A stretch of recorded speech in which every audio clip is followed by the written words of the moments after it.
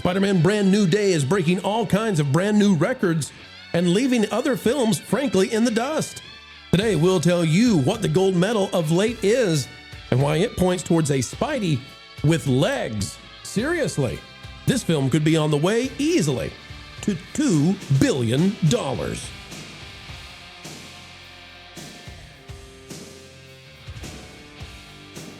Hello, folks, and welcome back to the channel that has Spidey senses tingling. And we are here singing the praises of a film making lots and lots of money and definitively not going woke. As we dive in, you click the like button. It's no joke. We need you to subscribe if you've got the time and the interest in staying ahead of the culture curve.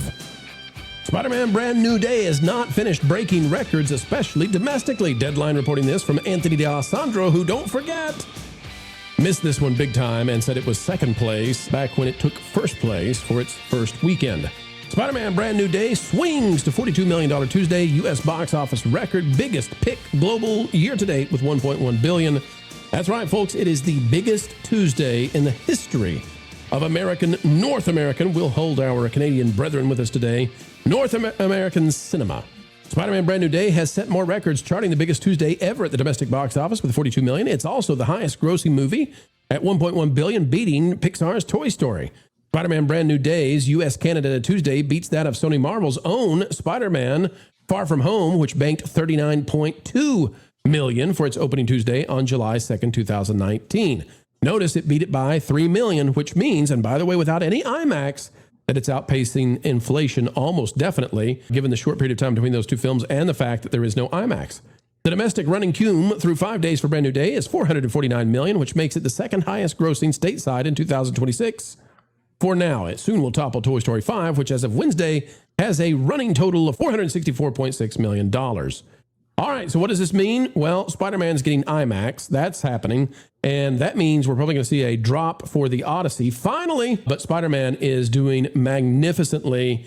And it looks like this thing's going to have legs. Now, remember, we said that if this movie has legs, it's got legs, knows how to use them. If it gets at least 2.5x, it's going to be in contention for the biggest movie of all time. With the kind of Tuesday we just saw, it's possible this thing goes close to 2.8, 2.9. That is crazy. Can it keep the momentum? Well, that's the discussion for today. Let's talk about it right now. Lou, Lauren, Marv, DA, whoever wants to go first. Does Spider-Man have it? Are the audiences thirsty to get this thing to the top or number 2 spot? Ever? I mean, so yeah, if it gets into the 2.9 billion conversation, then it's going after Avatar at that point. And yeah, I don't know, man. I think it really depends on what this second weekend gives us, because if this has a minimal drop, or even, I mean, with the IMAX theaters, there's a chance it might make more. Some people are saying it was going to hit 2 billion this week. I don't know about that. That seems a little far-fetched to me. It would have to do another, almost $900 million weekend. But yeah, I whether or not I think it has a shot at going after Endgame. I don't know if it gets to Avatar. I'm going to look up those second weekend numbers for those two films, and we'll get that out there in just a second. Well, I mean, Avatar was slower. It took Avatar, I think, like 9 weeks to get to $1 billion.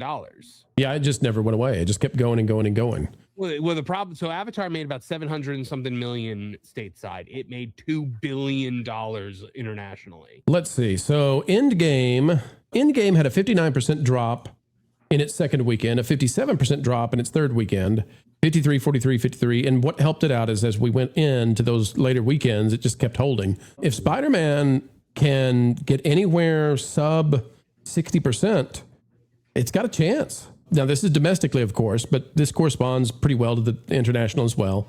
If Spider-Man can drop 55%, and here's why I think that it might have a chance at only dropping like 50 in the second weekend, is because they're adding IMAX.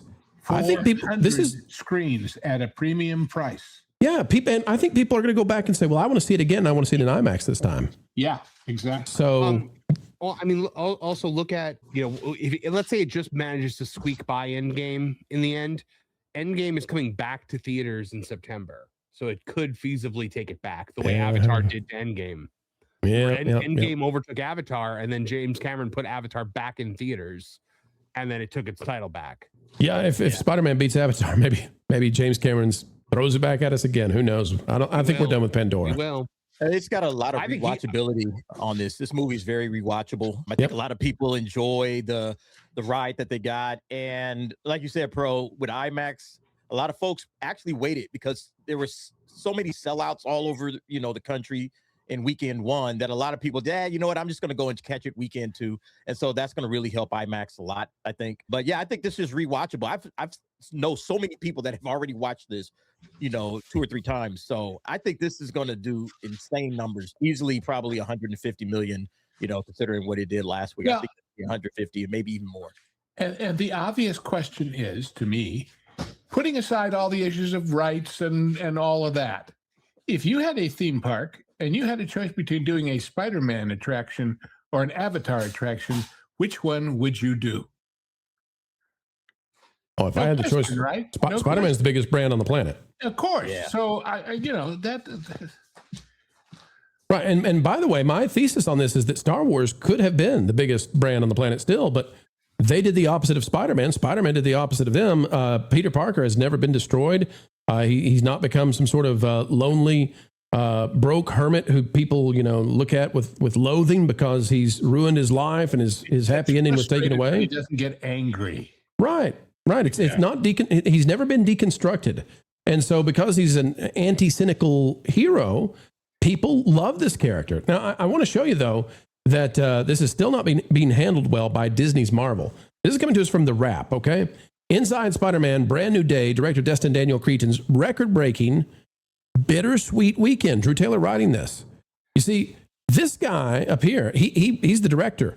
On the same weekend that they release Spider-Man, and it breaks every record there is, at the same time that he does that, Disney comes out and cancels his show on Disney+. Disney and Kevin Feige could have waited, 6 days, 2 weeks, whatever. They could have, there was no need to do this on the weekend. They did it anyway. People are noticing this. And now, Pajibaz comes out and says this, Tori Preston, Spider-Man Brand New Day review, Marvel just put Destin Daniel Cretton on a retainer already. In other words, this guy should be working on everything you've got. I think Tom Holland should be brought on as as an advisor on this stuff now. I think he's reached RDJ status. I think he's reached Tom Cruise status. He should be getting to give his thoughts on these projects. Well, you notice what Marvel usually does with directors that they like is they sign him to another movie immediately. The Thunderbolts guy, despite the fact that Thunderbolts did terribly, he was signed for X-Men right away. And right. I mean, even Cretton, he did Shang-Chi, and then they signed him for Spider-Man. But now Spider-Man is over, and they do not have another project lined up for him. His next project is not with Marvel Studios. He is leaving to go to Lionsgate to go do the live-action Naruto movie. So you got to wonder whether he wants to work with Marvel anymore. And that'll be a big win for him. Lauren, the other thing about this is, Tom Holland is not, as far as we know, going to be an Avengers Doomsday. I think, I've said it before, I'll say it again. They should be doing everything in their power to get him in 10 minutes, do reshoots, whatever it takes right now, because you cannot lose the momentum, and they're going to lose the momentum. People, if they go to see Doomsday and they say, well, Tom Holland's not in it. And I don't want to say the other part of this spoiler, but Marv knows the other part of this spoiler. Derek, you might as well. And how do I say this? Another web slinger might briefly. I would also not count. But from what I've heard, there is an opportunity or there is an idea that Tom Holland may make an appearance in Doomsday. Well, they better make it happen now. The logical place for him to appear would be in a post-credits scene, but he's obviously going to be in Secret Wars, and we've already got the post credit teaser in this movie. Yeah, can I give this? It's a spoiler, but it's a minor one. It's a lame post-credit scene, so who cares? He's in space, so we know he's going to be on Battleworld. So, I mean, even if he's not in Doomsday, we know we're going to see him soon enough. I don't know that it really hurts Doomsday if he's not in it, because personally, I don't think it's going to hit this level as Spider-Man Brand New Day. Does that hurt Feige? No. Does it hurt Feige if Doomsday doesn't perform? Yeah, absolutely. I think that. Yeah, Doomsday must perform. And if it doesn't, especially with all they've gambled on this movie, with the production costs and the giant cast and everything else, Yeah, there's going to be some real hard questions that they start asking if Sony can embarrass them this way, basically at their own game. One of the things we don't talk about enough, you remember that the reason that this partnership between Sony and Disney for Spider-Man and the MCU came about was because of the Korean hack that happened after that stupid James Franco movie. And communications were... You're talking about the North Korean hack? Yeah. Okay, walk us through that, because almost nobody connects this dot. Do it, Lauren. Go ahead. Okay, so I don't even remember the name of the movie. It was a stupid James Franco movie that was... making fun of Kim Jong-un, yeah. You're right, in North Korea. And they actually got mad and hacked Sony Studios and released a whole bunch of their internal emails online. And amongst those were communications between Amy Pascal and some other people talking about how they were having so much trouble developing content with the characters that they had under license, and sort of intimating internally, gosh, it would be nice if we could actually just work with Disney to create something on the level of what they're doing with the MCU. Right. And so they came knocking and said, so we hear that you're having some issues. Maybe we can work out a deal here. Now look at how... sandwich at Feige's head. Right, but I mean, Pascal is crazy. Amy Pascal is crazy, but in a way, crazy like a fox, in a way. All because of this dumb James Franco movie, but look at what's come of it. Now Sony is embarrassing Disney at their own game, and that's got to look real bad for Feige. I think so, and I think that's partly why we're seeing a little bit of a rift. It's just a little right now, but they're little signs online, just little reports that say... Feige wants to take credit. He wants all the, and you got the director pushing back, and they canceled his show at the same time, and yada, yada, yada. But I'll say this is the final part of this, and kudos to everybody at Sony and everybody who had a part in this, Tom Holland, the director, etc. Guys, it's going to break $2 billion. There's no way at this point. Oh, yeah. I mean, minimum, it's going to break $2 billion because heck yeah. I mean, it's going to 2x, and that's all it needs. Yep. So. Guys, any final thoughts on what has made Spider-Man be so special and do this? And by the way, destroy the Odyssey. So hip hooray for that. So, I mean, this is a character that people have a lot of affection for. In the mid 90s, we had the Spider-Man cartoon on Fox, and then they followed that up within a few years with the Spider-Man movie. And those movies redefined what a blockbuster was. While X-Men may have come first, Spider-Man 1 kicked off the superhero genre. And it became a phenomenon, and it's never stopped being a phenomenon. Even the bad Spider-Man movies made money. Like that being like Spider-Man 3 or Amazing Spider-Man 2. Even the ones that ended franchises were still profitable. It was just the creative that had to be changed. So yeah, this is a very special character. It's one of the top 3 superheroes in the world. And they actually they have a likable actor who never goes out there and does stupid interviews and says stupid things and do stupid he spoils stuff sometimes. Yeah, but I mean people find that adorable. But he never comes out and says, I have this opinion about Trump and I'd like to share it. Yeah, right. Yeah. Or he's not, he's not going to like rallies and stuff like that. He's not dancing at the No Kings rally with Pedro. Like he's not doing any of that stuff. And so people have a genuine affection for this character. And I honestly think that the way they played this up, because, people loved Tony Stark so much. And I feel like because Tony Stark cared so much about Peter Parker in those movies before he died, that when Tony Stark died, all of that affection that people had for Iron Man went on to Tom Holland's Spider-Man. And that's why he's the only blockbuster character that they have left, and Disney doesn't own him. Yeah. Yeah. But one thing, when you talked about it destroying the Odyssey on paper had a big audience problem, which is, how do I get a general audience interested in some Greek mythology thing that they've never really examined or heard of? And they solved it with perhaps the aid of all the stunt casting and the rest of it. So I don't think it's the same audience. I think Spider-Man automatically has a wider audience and is reaping the rewards thereof. Well, the Odyssey, this is what's so interesting about it.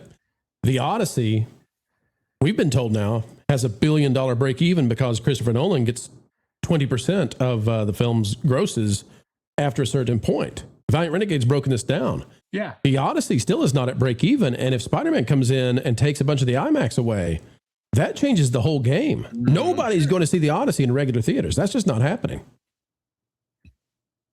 Just something to think about. Looks like Derek has stepped away. If Derek's there, I'll give DA. Let me give you the final word on all of this, please. I'd love to hear what you have to say.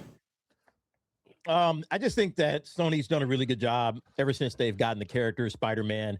They get the character. He's very relatable, which is why people like him. You know, even regardless of what version of Spider-Man you get, he's likable. He's relatable. He's going through the same type of problems that we all go through. He's a kid going to school. He's trying to get the girlfriend. He's trying to get some money. He has a part-time job. And at the same time, he has a lot of responsibilities that he has to hold up with. And I think that's something that everybody can relate to, which is why Spider-Man always works.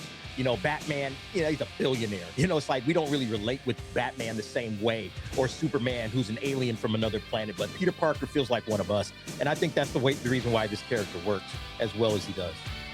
You know, when you stick around for the entire video, it really does help the channel. And we're so appreciative of that, ladies and gentlemen. Imagine that you would stick around and hear everything we have to say. The studio is glistening because you're listening each and every day. If you're not yet subscribed, well, you should be. And click that like button. Until the next time, keep learning, keep growing, and as always, keep having fun.